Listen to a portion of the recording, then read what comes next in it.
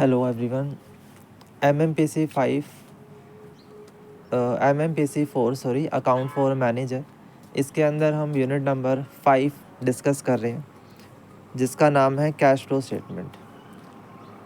Cash flow statement से आपका जो क्वेश्चन बनता है वो थियरी और न्यूमेरिकल दोनों तरह से बनता है। तो इस वाले यूनिट को करने के लिए आपको थियरी और न्यूमेरिकल दोनों फोकस करने होंगे। एग्जामिनर का कुछ नहीं पता कि भाई थियरी पूछेगा या न्यूमेरिकल पूछेगा, तो इस चैप्टर में दोनों ही चीज़ें उतनी ही इम्पॉर्टेंट है। ठीक है, तो इसको ध्यान से समझ लीजिए। देखो, सबसे पहले तो कैश फ्लो स्टेटमेंट होता क्या है। तो cash flow statement basically enterprise का फाइनेंस स्टेटमेंट होता है जिसमें कंपनी के इनफ्लो आउटफ्लो ये चेक होता है कि उसमें कैश का इनफ्लो हुआ है, आउटफ्लो हुआ है। ठीक है, और वेरियस जो एक्टिविटीज़ हैं like operating activity, investing activity, financing activity, है ना, तीनों एक्टिविटी से हम ये चेक करते हैं कि भाई कैश का इनफ्लो होता है या फिर आउटफ्लो होता है। ठीक है, और इसी के हिसाब से हम आगे कंटिन्यू करते हैं। The cash flow statement of an enterprise provide the information about the historical changes in cash and cash equivalent by classifying all the cash flow derived from operating, investing and financing activity। तीनों तरह की activities में शामिल होती हैं और उनके inflow and outflow check होते हैं। The revised accounting standard 3 made it mandatory for all the listed company to prepare and present an annual cash flow statement। कि भाई हर तरह की कंपनी को अपनी फाइनेंस स्टेटमेंट बनानी होगी जिसमें कैश फ्लो स्टेटमेंट को भी शामिल करा गया है। ठीक है, इसके बाद कैश फ्लो स्टेटमेंट के कुछ फीचर्स आ जाते हैं, जैसे cash flow statement is a periodic statement, यानी एक पीरियोडिक बेस पर बनती है। जैसे बाकी स्टेटमेंट हमारी पीरियोडिक होती हैं वैसे ही कैश फ्लो स्टेटमेंट भी पीरियोडिक है। It is the statement of changes in the financial position on a cash basis, कि आपका स्टेटमेंट है जो कैश बेसिस पर फाइनेंस स्टेटमेंट को चेक करता है। It show the movement of cash and explain the reason for the change in cash position, कि ये मूवमेंट ऑफ कैश को देखता है और बैलेंस शीट के अंदर जो चेंजेस हो रहे हैं उसे देखता है। It does not match the cost against the revenue, मतलब ये कॉस्ट और रेवेन्यू को मैच नहीं करेगा।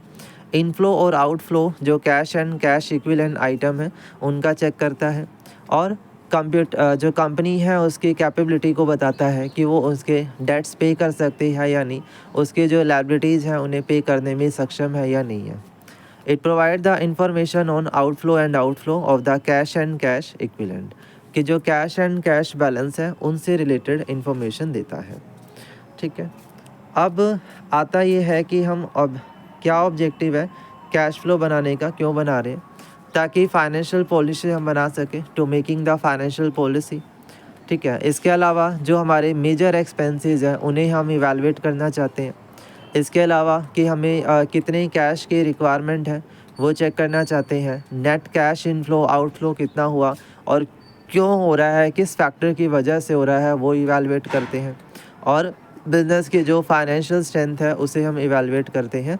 तो ये हमारा कैश फ्लो स्टेटमेंट होता है। ठीक है, फिर इसके बाद benefits of cash flow statement है। क्या क्या बेनिफिट आएंगे, सबसे पहला है हाईलाइट द लिक्विडिटी पोजीशन, क्योंकि इसके अंदर करंट एसेट, करंट लायबिलिटी सब चीज़ें लिखी हुई है, तो हमें अपनी लिक्विडिटी पोजीशन के बारे में एक प्रेडिक्शन जो है वो मिल जाएगी। ठीक है, इसके अलावा हेल्पफुल टू कैश मैनेजमेंट। अब पूरा cash flow statement cash related item का ही एक स्टेटमेंट होता है कि हमारे पास इनफ्लो है या आउटफ्लो है ज़्यादा, है ना, उन्हीं का एक कंपैरिजन है। तो हमें पता रहेगा कि कैश कहाँ यूटिलाइज़ करना है, कहाँ से हमें सोर्स मिलेगा पैसे का, तो कैश मैनेजमेंट हम इजीली कर पाएंगे।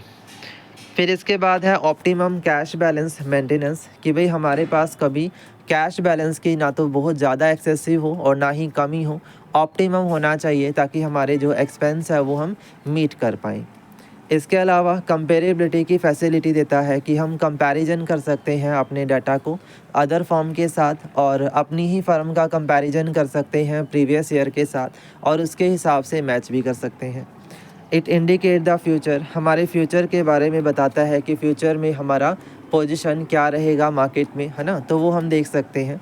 तो इंडिकेट द फ्यूचर का मतलब है कि हिस्टोरिकल कैश फ्लो इन्फॉर्मेशन से हमें एक इंडिकेशन मिलती है कि भाई फ्यूचर में हमें कैश का फ्लो कौन सा मिलेगा, इनफ्लो होगा या आउटफ्लो होगा। ठीक है, फिर इसके बाद यहाँ पर एक क्वेश्चन आपका आता है कैश एंड कैश इक्विवेलेंट। देखिए कैश का मतलब तो समझ आता है कि भाई एक बैलेंस है जो हमारे पास है, और कैश इक्विवेलेंट का मतलब होता है कैश से ही रिलेटेड कुछ ऐसी आइटम जिनको हम जल्दी से कैश में कन्वर्ट कर सकते हैं। ठीक है, as per accounting standard 3 cash comprise cash in hand and demand deposit with the bank. भाई कैश के अंदर या तो कैश इन हैंड आता है और डिमांड डिपॉजिट आता है। और अगर हम कैश इक्विवेलेंट की बात करें तो it means short term highly liquid investment that are readily convertible into the known amount of cash and subject to an insignificant risk of change in value. यानी कि कैश इक्विवेलेंट वो item होती हैं जो बहुत ही ज़्यादा लिक्विड इन्वेस्टमेंट है, जिनको हम जल्दी से जल्दी लिक्विडेट कर सकते हैं और उन्हें कैश में कन्वर्ट कर सकते हैं। ठीक है, अब यहाँ पर आपको ये सारी चीज़ें मिल जाएंगी कैश इक्विवेलेंट में, that can be converted into cash. Simple short term cash requirement को पूरा करता है। शॉर्ट टर्म मैच्योरिटी होती है लगभग 3 महीने या 3 महीने से भी कम का मैच्योरिटी टाइम पीरियड इनका होता है, और बहुत ही ज़्यादा इक्विटेबल लिक्विडेट होते हैं, हाईली लिक्विड होते हैं। इसके अलावा buyer of cash equivalent are easily accessible, इनको एक्सेस करना भी इजी रहता है। ठीक, इसके बाद हमारे पास कैश फ्लो स्टेटमेंट का क्लासिफिकेशन आता है। हमारे पास 3 एक्टिविटी हैं, ऑपरेटिंग है, इन्वेस्टिंग है और फाइनेंसिंग है। अब जो ऑपरेटिंग एक्टिविटी होती है वो प्राइमरी एक्टिविटी है, यानी जो बिज़नेस को स्टार्ट करती है, जहाँ से हम अपना प्रोडक्शन स्टार्ट करते हैं। प्रोडक्शन की एक्टिविटीज़ को ऑपरेटिंग एक्टिविटी में शामिल कर सकते हो। ठीक है, अब इसमें देखो क्या क्या आता है। Cash from operating activity generate from the business, जो बिज़नेस ऑनगोइंग एक्टिविटी है वहाँ से जो कैश जनरेट हो रहा है वो इसमें आता है। Routine act of manufacturing and selling, हम जो मैन्युफैक्चर करते हैं, जो सेलिंग करते हैं, उनमें कैश का इनफ्लो और आउटफ्लो चेक करेंगे। इसके अलावा जो बिज़नेस की कोर एक्टिविटी है उन्हें हम देखते हैं, एंड जो ऑपरेटिंग एक्टिविटी है उसका फाइनेंशियल स्टेटस हम चेक करते हैं। ठीक है, देखो अब यहाँ पर ये सब लिखा हुआ है कि ऑपरेटिंग एक्टिविटी में कौन सा इनफ्लो होता है और आउटफ्लो होता है। अगर हम गुड्स एंड सर्विस सेल कर रहे हैं तो वहाँ से कुछ कैश मिलेगा तो वो इनफ्लो है। कोई फ़ी मिली, कमीशन मिला, कोई रॉयल्टी मिली तो वो भी एक इनफ्लो है। ठीक है, फिर आउटफ्लो में अगर देखें तो कोई सप्लायर है, उसे हमने पेमेंट करी है, एम्प्लॉय को कोई पेमेंट करी है, या फिर कोई इंश्योरेंस पे करा, कोई एक्सपेंस पे किया, कोई रिफ़ंड है टैक्स का, तो उन्हें हम क्या बोल देंगे कि ये outflow of the operating activity है।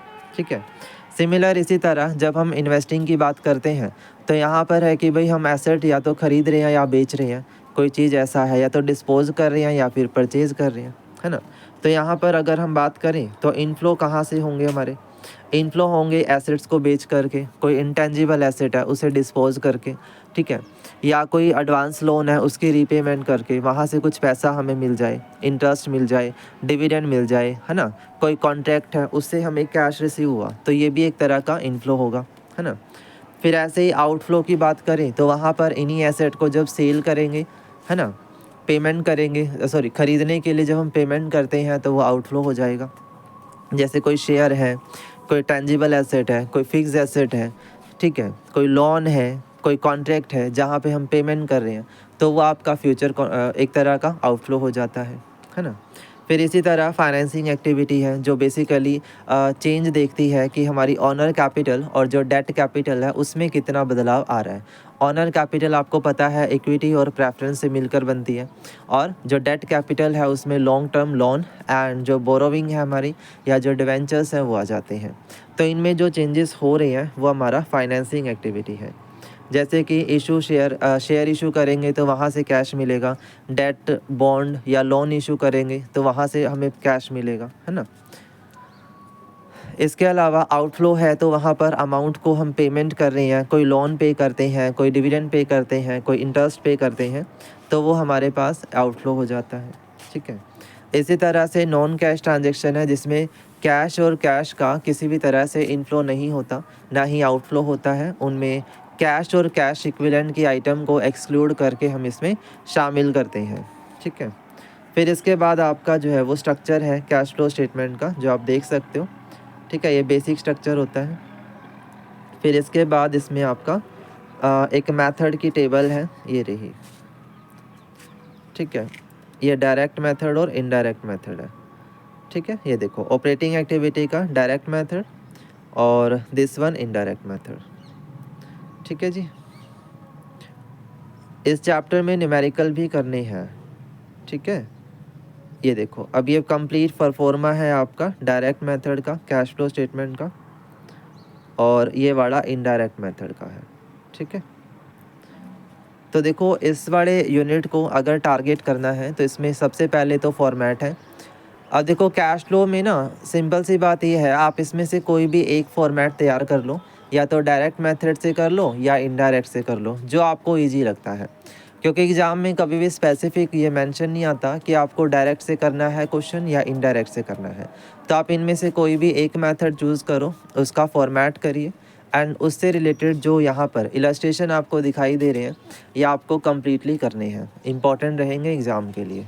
ठीक है, ज़रूरी है ये चीज़ें, अगर आप ये कर रहे हो तो आपके लिए बहुत ही इंपॉर्टेंट है।